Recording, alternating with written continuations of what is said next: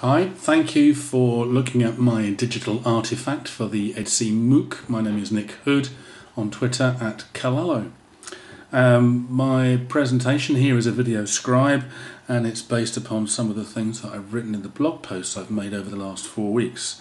Broadly going to be taking a look at two areas. One is metaphor and language, and the other one is being human in the digital age. And in both sections I'll be considering what the impact on learning might be as we go. So first of all, thinking about metaphor and learning, as a student and a teacher of physics, the use of analogies and similes and metaphors is an essential component of developing cognitive models of the universe. To develop the understanding that's necessary and to be able to explain that clearly, they're a very, very powerful tool for understanding, provided that they're used intelligently. In other words, you have to be aware of what the limitations of models are and realise that in the use of analogy, you're not talking about reality. You could say that all learning, if you subscribe to the constructivist model of learning, is based upon building analogies or connected patterns of related things. Our brain is involved as a pattern matcher, and it makes wonderful synaptic connections very quickly between all the associated patterns of the brain and the experience that we access through our senses. These patterns could be as complex as ideas and emotions and sensations, or as simple as the interpretation of a colour. The SapirWhorf Hypothesis, which was described in the early part of the course, asserts that thinking itself is restricted by the language of the thinker. And although the hypothesis never really existed, I think that the idea is quite important, and new research is showing that people's ability to think and understand complex ideas is substantially affected by the language that they speak, because the complexity in the language, that's the processes in the brain that are required to understand language, this is a very important part of the brain's ability to make sense of complex ideas.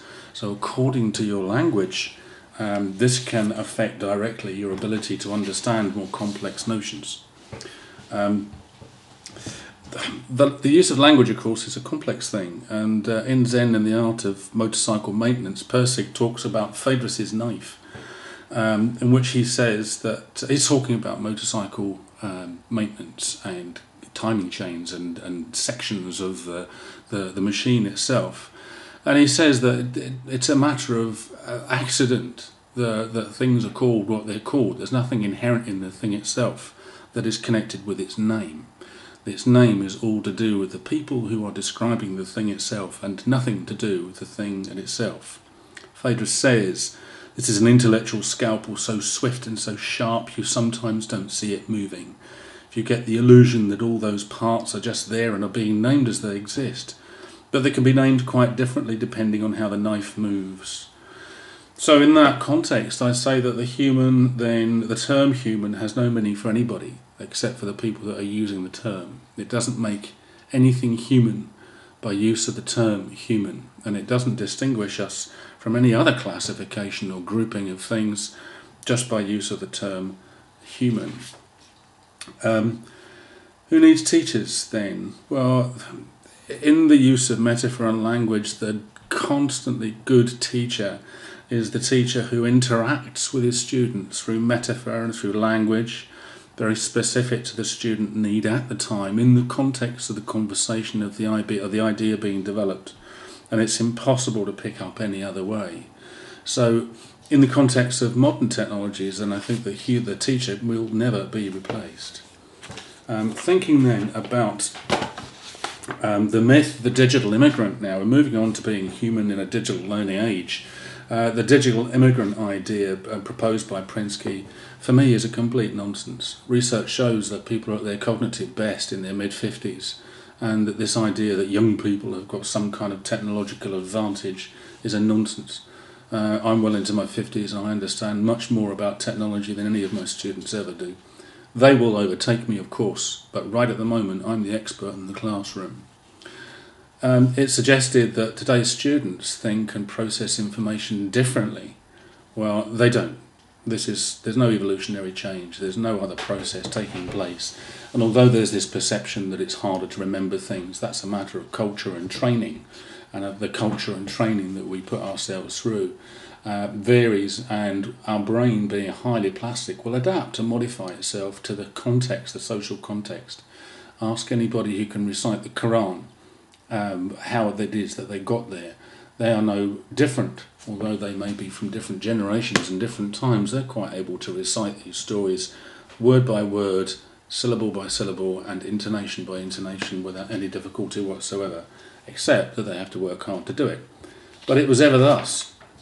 So the human being, has it evolved? Well, yes, it has evolved, and I suggested in one of my articles that there is a human 3.0 in our futures who has the ability to consider the new human, and the new human is very physically similar to our ancestors, but is socially and cognitively evolving away from our backward grandparents in another leap forward, stimulated by information and interaction and the new technologies that are around us. This just stimulates our brains to adapt and modify itself to their environments. So is technology anything different? Is it something new? Is it something radical on the face of the earth? Well, no, it's not. It's a natural development and a natural consequence of the quantum behaviours of the universe. And it's something that will just evolve from technologies. All you have to do is take a look at a crow using a stone to work out how to extract food from a particular situation, and you can see that crows are very clever. And they are able to develop machines and technologies to help them in no different a way than we have done. We've just been doing it longer, that's all. So being human in the digital learning age is being able to understand and access through technologies resources that will help us learn on our own, such that we can make best use of the time that we have with tutors and with lecturers in a learning context. The future of learning, as I see it, is blended. Ewan McIntosh says it's about the teaching, not the technology, and he's right. The good quality teaching comes from the appropriate use of technologies, resources, tools, whether that be chalk on a board or whether that be through Google Glass to access tagged information on a class tour around a museum. This is the future, and it will only develop. But there's still an important role for teachers to play. All we have to do is make sure that we use the technology appropriately. Thank you very much for listening. I really appreciate your time. I'm slightly over 5 minutes, but thanks for your forbearance, and I hope you've enjoyed it. Please comment. Feedback will be read and learned from. Thank you.